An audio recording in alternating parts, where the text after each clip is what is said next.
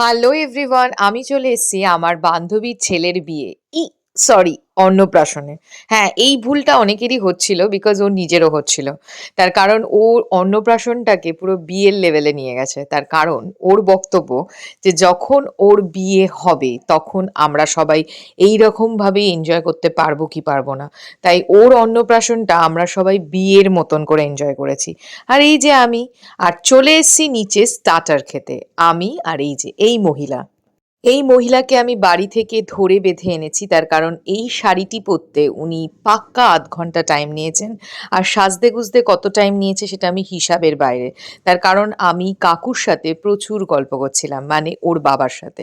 এখানে এসে আমার অনেক পুরনো বন্ধুদের সাথে দেখা হলো। সবথেকে ভালো লাগলো রনিতার সাথে দেখা করে। রনিতা অ্যাকচুয়ালি জার্মানিতেই থাকে। ও আমার খুব পুরনো বান্ধবী।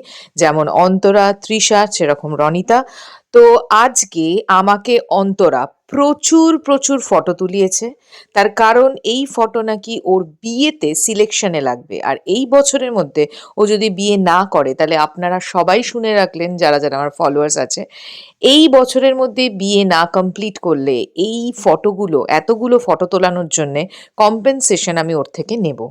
আর তারপরে আমরা খেতে বসে প্রচুর এনজয় করলাম। প্রচুর হাসাহাসি গল্প। তারপরে এই মহিলাকে বাড়িতে ড্রপ করতে গেলাম। আজকের দিনটা সব মিলিয়ে দারুণ কেটেছে।